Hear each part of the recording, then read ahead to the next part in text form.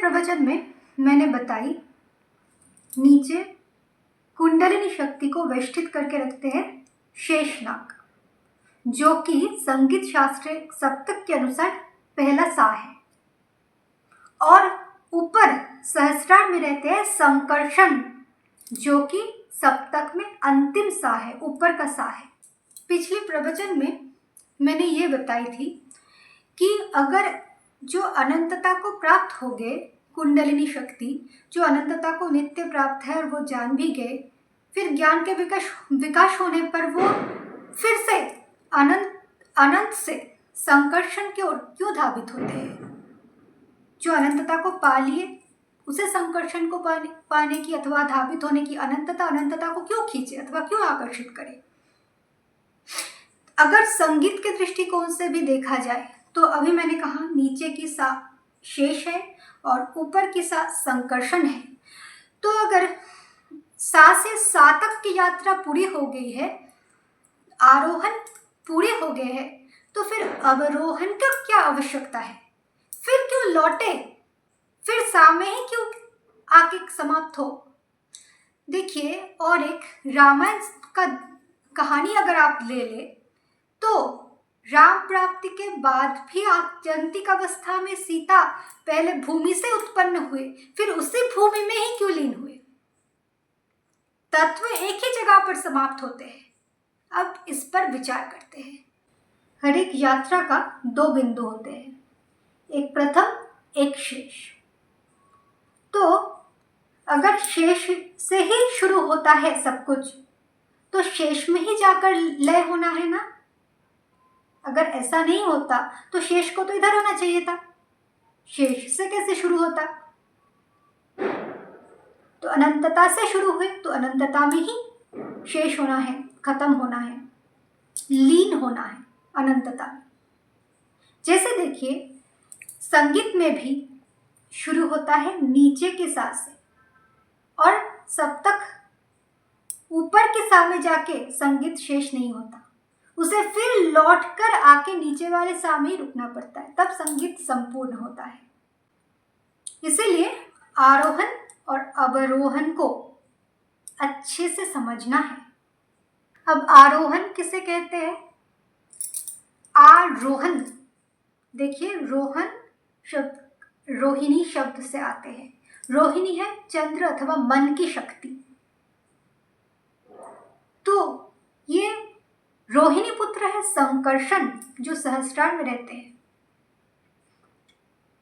अब जो मनातीत हो गए, मन के ऊर्ध्व में चले गए हैं, वो संकर्षण शक्ति उस मन को जीतने वाले को उसे खींचते हैं ऊपर, फिर वो आरोहण बनता है, आरोहण करते हैं। कुंडलिनी जागृत होते हैं, ऊर्ध्वमुखी होते हैं प्राणवायु के साथ, तो वो बनता है आरोहण। अब जो भ्रांत धारणाएं समाज में प्रचलित है वो है कि कुंडलिनी कोई साधना है, इसके द्वारा चक्र जागृत होता है और कुंडलिनी एक एक चक्र को भेद करते हुए सीधा सहस्त्रार में चले जाते हैं। सबसे बड़ा भ्रांति है, जब तक बिना भक्ति से संकर्षण का बुलावा ना आए, ये कर्षण तत्व ना खींचे, ये कुंडलिनी सहस्त्रार में जाना तो दूर है, ये जागृत ही नहीं होगा। कुछ अनुभव सिद्धियां जरूर आ सकते हैं। तो इसीलिए ये आरोहण से पहले की एक स्थिति है, जो है ओमकार की स्थिति, जो नीचे की पा से सा तक होता है। पासा, नीचे की पा से सा तक, नीचे के सा तक। ये ओमकार स्थिति जब रोम रोम में छा जाए, प्रकाशित हो जाए, तो अपने आप वो आरोहण हो जाता है, संकर्षण का खींच आता है। अब आरोहण का पहला स्थिति क्या है? सा का पहला स्थिति है रे, आरोहण का पहला स्थिति है मूलाधार। ये रे जो है वो है मूलाधार, ऋषभ स्थिति, ऋषि स्थिति, दृष्टा स्थिति। अब सा सिद्ध होकर रे में आए, मूलाधार ऊर्ध्वगामी होकर पहले रे में ठहरे ऋषि वृत्ति में, तो ये मूलाधार और ये मूलाधार भगवान कह रहे हैं ऊर्ध्व मूलक मधुशाखा, ये बुद्धि, इसमें सम आता है, दोनों में साम्य भाव प्राप्ति होता है। दृष्टा समाधिस्थ होकर योग युक्त होकर बाहर व्यक्त हो रहा है। ध्यान दे, रे भी मूलाधार, और जिस बुद्धि से धी से पूरे जगत का योग युक्त जगत का प्राकट्य हुए, वो बुद्धि धी भी मूलाधार, ये दोनों एक साथ योग युक्त हुए। संकर्षण मूलाधार को खींचे, ब्रह्मा को। अब योग युक्त बुद्धि जगत कल्याण के लिए प्रकट हुए। अभी इसका यात्रा होगा रे से गा तक। देखिए, इससे पहले तक रे के बारे में कहा मैंने। रे और सा, प्रपंच में सा सिद्ध होकर रे में आए, रे सिद्ध हुए तो रे और सा मिले। अब रसमय प्रपंच को वो दृष्टा रूप में देखे, यात्रा करनी है रास तक। अब देखिए, रस बने, रास बने। अब ये दृष्टा होकर रे सिद्ध करके ये जाएगा गा तक। गा है स्वाधिष्ठान की स्थिति। स्वाधिष्ठान मतलब स्वरूप में अधिष्ठान। स्वाधिष्ठान में क्या होता है? स्वस्वरूप को जो जानते हैं, इसलिए इसे कहा जाता है गांधार, अर्थात जो ज्ञान को धारण करे वो है गांधार।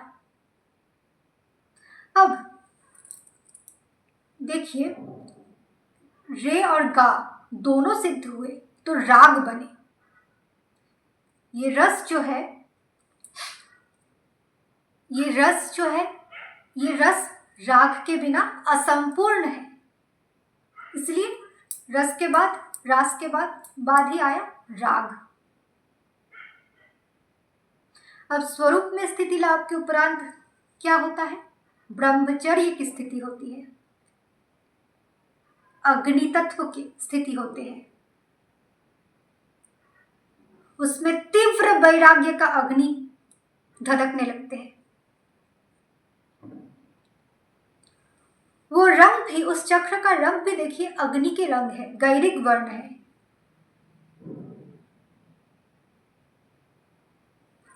इसलिए ये गैरिक वर्ण अथवा ब्रह्मचर्य की स्थिति जो है वो स्वरूप में अधिष्ठान का स्थिति स्वाधिष्ठान है, जो ज्ञान को धारण करने वाला गांधार अथवा राग रूप बने। रसमय प्रपंच को राग रूप देखा। इस चक्र पर साध जाने से, इस चक्र पर विजय प्राप्त होने से क्या होता है? इस स्तर पर आके कोई कह सकते हैं ये सारे ब्रह्मांड कल्पनात्मक है, भावनात्मक है, क्योंकि वो देख रहे हैं ऋषि वृत्ति द्वारा, दृष्टा द्वारा। वो तब देखते हैं जत पिंडे तद ब्रह्मांडे, जो इस शरीर है व्यष्टि वही समष्टि से मिला हुआ है, एकाकार है। तो इस स्तर पे आके वो पृथ्वी तत्व पर विजय पाते हैं। गंध तन्मात्र पर विजय पाके वो गंधर्व राज चित्रकेतु बनते हैं, और चित्रकेतु जब वो बनते हैं तब वो इसे चित्तवत देखते हैं, चित्रवत देखते हैं कि सब कुछ चित्त का खेल है। चित्त में आरोपित आत्मभावी माया है। उस समय कोई असली सच्ची ज्ञानी बन सकते हैं। हजारों तमाम ज्ञान के प्रवचन सुनकर कोई ज्ञानी नहीं बन सकते। अब ये गंधर्व नगर, ये गंधर्व अथवा गांधार सज जाने से फिर माँ आते हैं, मणिपुर आते हैं। देखिए, अपने कल्पनात्मक ब्रह्मांड को, चित्त को अलग अलग निरपेक्ष भाव से जान लिए, सिद्ध हो गए। फिर मणिपुर को स्वीकार किया, मन रूपी पुर को उसने स्वीकार किया। मणिपुर मतलब मन द्वारा निर्मित पुर अर्थात शरीर।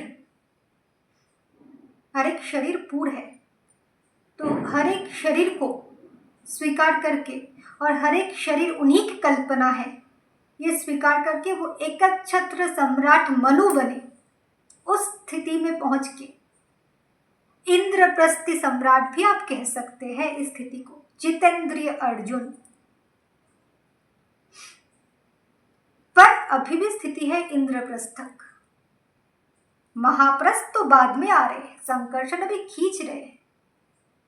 हाँ, इन सब ध्यान दें, इन सब चक्र में, एक एक चक्र में बहुत सारे सिद्धि आते हैं, प्रलोभित करते हैं, पर संकर्षण जिसे खींच रहे हैं वो प्रलोभित होने वाला कभी भी नहीं हो सकते। अपने इच्छा में भी कोई कोई सिद्धि प्राप्त करते हैं, हठ योग करके, क्रिया योग करके, अपने बल पर, तो उसका अवस्था क्या होता है? जैसे दुशासन का हुआ था। वो कुंडली की शक्ति द्रौपदी ही तो थे। ये मणिपुर चक्र में विजय प्राप्त होने से क्या होता है? जल में स्थल, स्थल में जल, कुछ भी बना सकते हैं आप इंद्रप्रस्थ में। चाहे दूसरे आयाम से किसी भी देव को बुला लो, आवाहन कर लो, आ जाएगा। किसी भी आप अपने पूर्वजों को बुला लो, आ जाएगा, क्योंकि उनके मन के कंट्रोल में 14 भुवन अब नियंत्रित हो रहा है। इसलिए उनके मन के भावना से, कल्पना से सब कुछ नियंत्रित हो रहे हैं। इस पर वो विजय पाके मनोमय स्थिति से ऊपर उठ चुके हैं। इसलिए वो सब कुछ मन से निर्मित हर एक पूर को नियंत्रण में ला सकते हैं। अब ये मन से निर्मित पूर तो सूक्ष्म शरीर तक है, वो सारे सूक्ष्म शरीर को भी खींच सकते हैं जो बीते हुए थे, पूर्वज थे। तो ये मणिपुर का स्थिति होता है, सिद्धि होती है। अब देखिए, जैसे संगीतज्ञ लोग जानते हैं कि बहुत बड़े बड़े संगीत सम्राट हुए जो राग द्वारा अग्नि प्रज्वलित कर देते थे, बारिश ला देते थे। कैसे? देखिए, जब मणिपुर चक्र का सिद्ध हो जाता है साधना, मणिपुर चक्र जब जाग जाते हैं, वो मणिपुर चक्र ही है अग्नि स्थान, हवन कुंड। वो चक्र साध जाने से वो कभी भी अग्नि प्रज्वलित कर सकते हैं। और बारिश यानी कि स्वाधिष्ठान, जल तत्व, रसमय प्रपंच, रेसा, जो रेसा के स्वरूप जाने वो ऋषि कभी भी जल तत्व को लय भी कर सकते हैं और प्रकट भी कर सकते हैं। ये सिद्धि, मैं जागतिक सिद्धि, मामूली सिद्धि वाली बात नहीं कर रही हूं। ये सिद्धि संकर्षण शक्ति के खींचने पर उत्पन्न हुआ ऐश्वर्य स्थिति की बात मैं कर रही हूं। दोनों में आप मिलावट मत कर देना। अब देखिए, मां अथवा मणिपुर चक्र साध जाने के बाद, सिद्ध हो जाने के बाद, वो पैर रखते हैं पा में। ये पा ही है पंचकोशी साधना अथवा पंच तत्व की साधना, पंच तत्व में विजय पाने वाला साधना, जो कि संभव है परिपूर्ण ध्यान से। वही ध्यान जो धन यानी कि लक्ष्मी, गरुड़ वाहिनी लक्ष्मी, लक्ष्मी तत्व वशीभूत होते हैं इस प्राण में आकर, प्राण शक्ति, प्राण वल्लभ से योग युक्त होते हैं।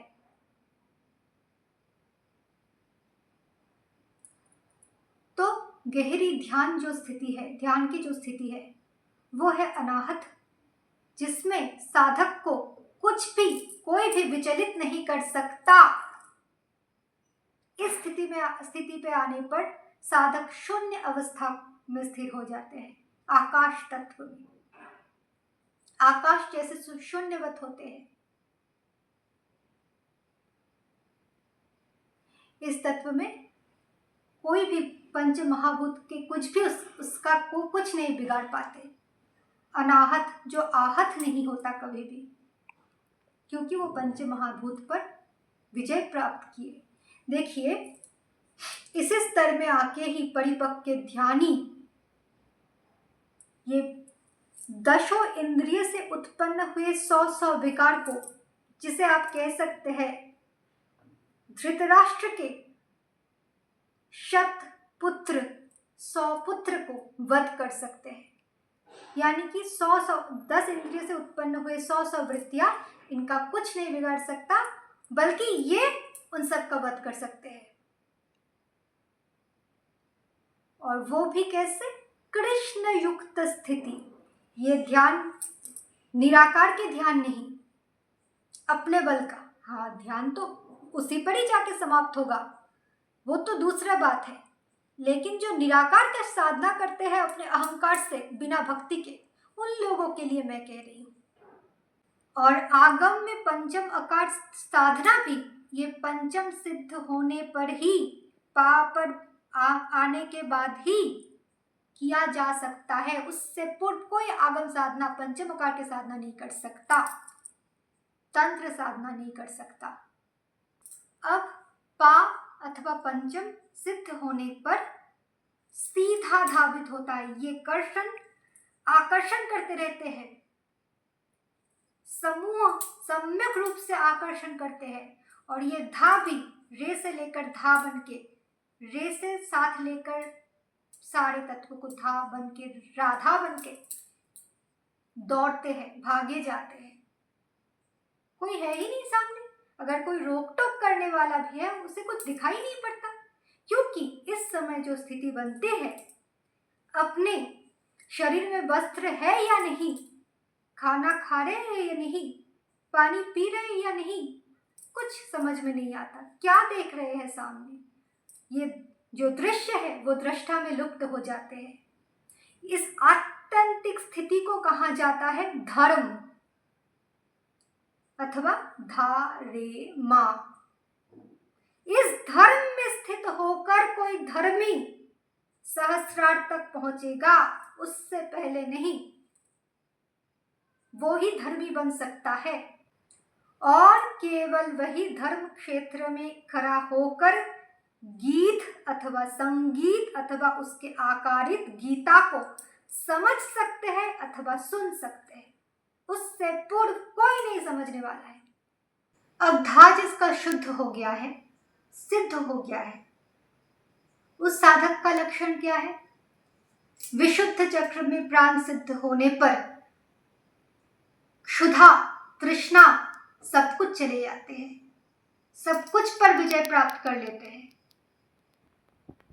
और तो और सम्मोहिनी शक्ति उनके बातों में आ जाते हैं। संगीत का हर एक रस उनके स्वर में घुल जाते हैं। ब्रह्म शक्ति उसके स्वर में होते हैं। बिना ईश्वरीय वार्तालाप के, बिना सत वार्तालाप के उसे कुछ सुनने और बोलने की क्षमता नहीं रह जाती। इच्छा नहीं, क्षमता। संसार के लिए बोलना, संसारी बातें बोलने की क्षमता चली जाती है।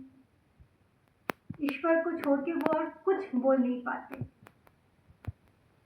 कंठ अटक जाते हैं, बार बार कुंभक हो जाते हैं, बार बार कुंभक में जाते हैं। इसलिए आप अभी भी पुराने जमाने के बहुत ऐसे भी संगीतज्ञ हुए, अभी तो नकल कर रहे हैं सब उन लोगों का, जो गाते गाते जिनका जीवा उलट रहा है, मुख विकृत हो रहा है, और वो ऐसा दिखावटी के लिए नहीं कर रहा है कि मैं कितना एक्सपर्टाइज है मुझे संगीत में, उसमें अपने एक्सपर्टाइज नहीं दिखा रहे हैं। वो स्थिति बनते हैं। बोलूं तो भीमसेन जोशी, पंडित बड़े गुलाम अली, सबका ऐसा होता था। वो मुख विकृत ऐसे नहीं होते, वो विशुद्ध चक्र के खिंचाव से होते हैं, संकर्षण और विशुद्ध के मिलन से। हाँ, अभी तो जो संगीतज्ञ है वो नकल करते हैं, वो छोड़िए। अब ये दैवत सिद्ध होने के बाद आता है निषाद। ये दैवत और सहस्रार के बीच बस ये निषाद अथवा आज्ञा ही रह जाता है। ईश्वर आज्ञा देकर इसे मूद लेते हैं। बस मूदना ही बाकी है, सिमटना ही बाकी है इसको, बाकी तो सब साथ ली, बस थोड़ा सा 2 उंगली का व्यवधान है। वो आज्ञा देते हैं, मुद्रिका देते हैं।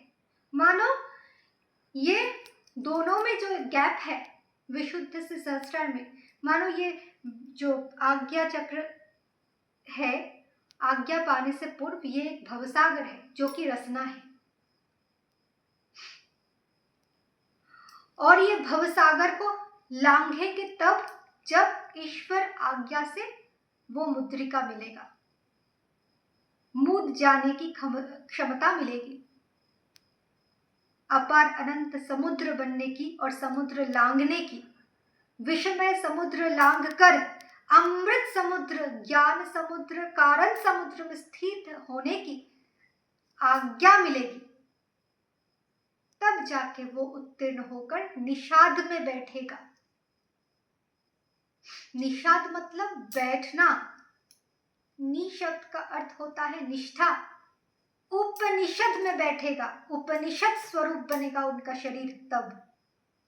उपनिषद, उनके चरण में बैठना। अब ये नी में जाके ही साधना खत्म होते, साधानी, धानी सा, नी धसा,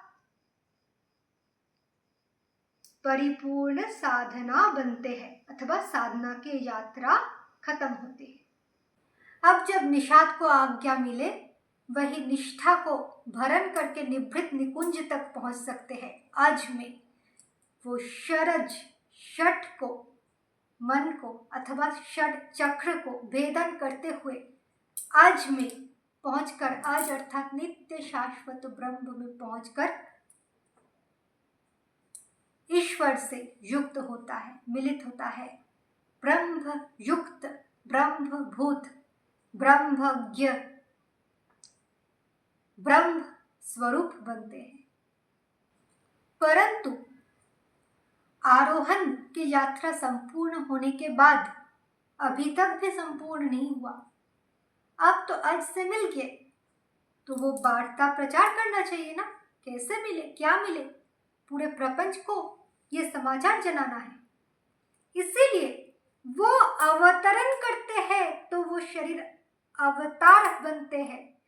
उस अवतरण करने के बाद अवतार शरीर द्वारा व्यक्तता होते हैं संगीत का, और ये विशेष वार्ता देने वाला कहा जाता है, इसे विशाखा भी कह सकते हैं, ब्रह्म गायत्री भी कह सकते हो, गायन को त्राण करने वाली वृत्ति, अथवा इसे नाड़ छेदन करने वाला नारद भी कह सकते हो।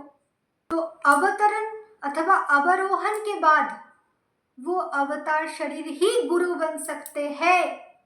वही अपने लीलाओं के वार्ता प्रचार कर सकते हैं, लोक शिक्षा एवं दिक निर्देश अथवा दीक्षा देकर मोक्ष भूमि तक पहुंचा सकते हैं, और वही अवरोहण करते हुए अंत में सामने, नीचे के सामने आके अपना लीला संवरण करते हैं अव्यक्त स्थिति में, अर्थात शेष अर्थात अनंतता में ही लीन होते हैं। और संकर्षण, केवल कर्षण तब करते हैं जब वो अनंतता जानते हैं, मैं स्वयं को भोग करने के लिए, रस आस्वादन करने के लिए बहु हुए, अपने लीला को मैं देखना चाहता हूँ, बताना चाहता हूँ। इतना धारण जब कर पाए, ईश्वर के लिए स्वयं भक्त बने, भगवान और भक्त 2 सत्ता में विभाजित हुए, स्वयं ही स्वयं को आस्वादन करने के लिए भक्ति भाव को स्वीकारे, तो वो भगवान के लिए व्याकुलता स्वीकार किए और संकर्षण शक्ति द्वारा आकर्षित हुए, भगवत तत्व पर आकर्षित हुए, भगवान उसे खींचे। वो पहले भगवान को खींचे, फिर भगवान उसे खींचते रहे, फिर वो खींचते रहे। ऐसे दोनों एक दूसरे को आस्वादन अथवा सेवन करते हैं, जिसे सेवा अथवा भक्ति कहा जाता है। तो वो भक्ति रस अथवा रस को रसमय प्रपंच में प्रतिष्ठा करने के लिए ही ये शेष और संकर्षण एक का 2 लीला होता है। यही है ये पूरे तत्व का समाधान। धन्यवाद।